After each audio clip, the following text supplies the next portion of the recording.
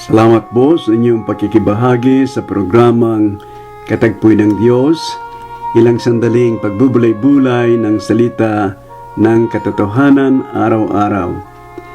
Ang ating pong mga talatang pagbabatayan ngayon sa ating pagbubulay-bulayan ay makikita sa iba't ibang bahagi po ng banal na kasulatan ng Lumang Tipan, sapagkat ang pag-aaralan po natin ngayon ay pinamagatan kong mga hula sa ipinangako. Isang talata po babasahin ko sa inyo at matatagpuan ito sa aklat ni Isaias, kabanatang 9, talatang 6, at ganito ang mababasa natin.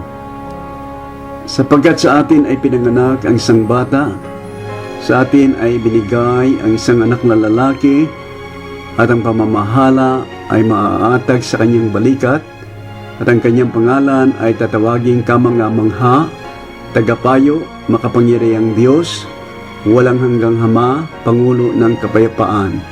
Isaias, kabanatang 9, talatang 6. Pagkatapos na ipinangako ng Diyos ang darating na magliligtas sa tao, nagsimula na magpakita ang tao ng mga gawang nagpapatunay ng kanilang pananalig nito. Hinulaan na ng mga propetang nakikipag-ugnayan sa Diyos para sa tao, na nagsilbing kalakasan, kasigasigan, at katuwaan sa kanilang kaihinatnan. Ang buong Lumang Tipan ng banal na kasulatan ay naglalaman ng maito, sapagkat ang magliligtas na darating ang siyang pinakabuod ng nilalaman nito, pinakapag-asa ng tao sa pamagitan niya, at siyang patuloy na pagpapahayag ng Diyos sa pangakong ibinigay niya sa tao. Ang mga hula patungkol sa pagdating ng tagapagligtas ay nagsimula pa noong 1450 taon bago dumating ating Panginoon Kristo hanggang 430 taon bago sa pagdating ng magliligtas. Mayroong 60 magkakaibang hula at 300 referensya na tumutukoy sa kanya. Katulad ng sinasabi sa Henesis, kabanatang 3, talatang 15, na siyang unang pangako ng Diyos sa tagapagligtas, na ang sabi na siyang binhi ng babae, manggagaling sa lahi ni Abraham, sa tribo ni Juda, siyang maging tagapagmana sa luklukan ni David, ang lugar ng kanyang kapanganakan, ipapanganak ng isang dalaga, ang panahon ng kanyang kapanganakan, ang kanyang pagkasaserdote sa linya ni Melchizedek, pagkapako sa krus kasama ng 2 tampalasan, bubutasan ng kanyang mga kamay at paa, pinagsugalan ng mga sundalang Romano ang kanyang damit, walang buto na nabasag, ang kanyang tagiliran ay sinibat, malilibing kasama ng isang lalaking mayaman, sapagkat hindi siya gumawa ng anumang pangdadahas o wala mang anumang karayaan sa kanyang bibig, at magbabangon muli sa 3 araw. Ang lahat ng mga ito ay may katuparan sa aklat ng Bagong Tipan ng banal na kasulatan, na siyang nagpapatunay na ang banal na kasulatan ng Diyos para sa atin ay totoo at tunay, nagpapalakas sa ating pagtitiwala sa kanyang mga salita, nagpapasigla sa ating pag-asa at pagpapalang inaharap.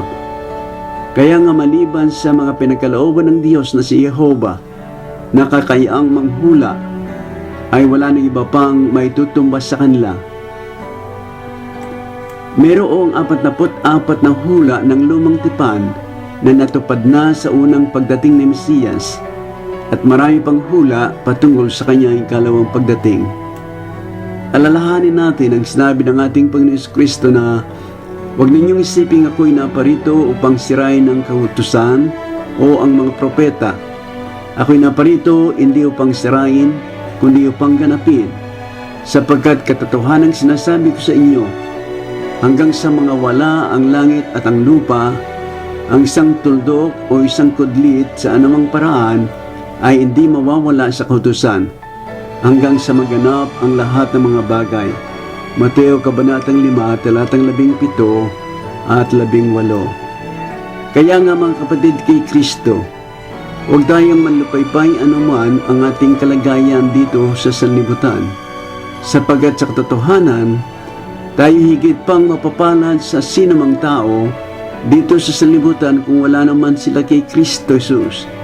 At ang mga taong ito ang siyang kailangan nating dalhin sa Kanya bago sa katuparan ng lahat ng mga salita ng Diyos, upang hindi maging huli ang lahat kung saan sila'y mapapahamak, sa halip magkaroon sila ng buhay na walang hanggan kay Kristo Jesus. Sapagkat sa maniwala at hindi ang mga tao, ang lahat ng mga hula sa banal na salita ng Diyos ay magkaroon ng katuparan ayon sa mga galing niya at sa itinakdang panahon ng Diyos. Pagpalain niya tayo. Panalangin po tayo. Salamat po amang naming Diyos na nasa langit, at ang iyong mga salita ay totoo, na ang sino mang mananalig sa mga mensahe na mga ito ay hindi mapapahiya. Tulungan nawa ng Banal na Espiritu ang aming mga kababayang Pilipino na maglagak ng kanilang pagtitiwala kay Jesucristo bilang kanilang tagapagligtas at Panginoon, upang hindi sila mapapahamak, kundi magkaroon sila ng buhay na walang hanggan sa Kanyang pangalan. Amen.